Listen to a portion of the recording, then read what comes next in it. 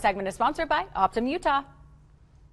Your health is your greatest asset. Annual wellness visits are key to staying on top of your well-being. Dr. Valentine is here from Optum Utah to share so much more. Welcome to the show, Doctor. Thank you. Of course, great to see you. Okay, why is an annual wellness visit so important? I mean, we know about these, we think about them, but why is it so important? It's really important so that you can set an agenda for your health. It's really important to take the time in order to understand what kind of preventative care do I need, what sorts of measures do I need to take in order to be proactive, to keep healthy.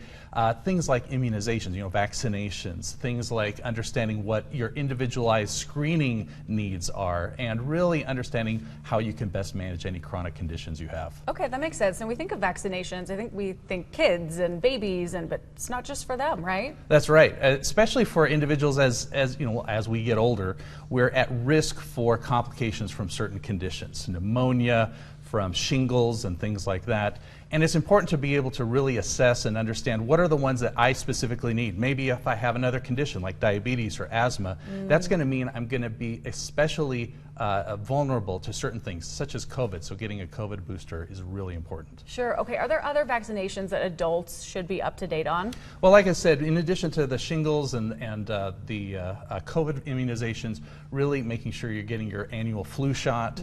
There's pneumococcal pneumonia, which is a certain type of pneumonia shot that certain individuals need, and pretty much all of us need after a certain age.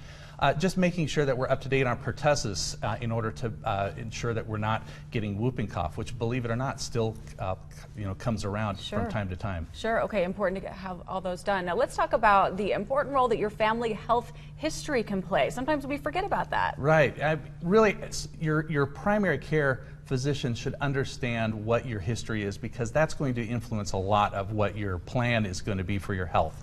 There are a lot of factors, a lot of genetic factors that can come into play in really determining what kind of care you need. Maybe how careful we need to be about screening for certain conditions like heart disease, like diabetes and whatnot. And just because you have a family history of something doesn't mean you're going to get it. But if you do have that increased risk, we really do need to keep that radar up. Sure. Yeah. Knowledge is power. Yes. Okay, amazing. Now, what are some of the health screenings our doctors may want to consider? Well, going in and understanding for your age, and again, your risk factors, including your genetics, what kind of screening do you need for breast cancer, for colon cancer, for prostate cancer, thinking about just a lot of the basics like your blood pressure, what risks do you have for hypertension, high blood pressure, which could lead to other complications like stroke and heart attack and whatnot. And in spite of all the things that we do with our diet and exercise, which are still important and you should still talk to your doctor about, it's really important to understand what that individual risk factors are based on blood tests and screenings for your cholesterol and things like that. Yeah, and this makes sense to address this all at your annual visit, that we shouldn't be skipping. Okay, where can we go for more information? Well, you can go to optum.com/Utah to know more about what we do. We really focus on prevention, and we're really excited to engage people in primary care. Oh, well, we love having you on the show. This was a great segment. I learned a lot too. Dr. Valentine, great to see you. Thanks so much. Great to see you. Thanks.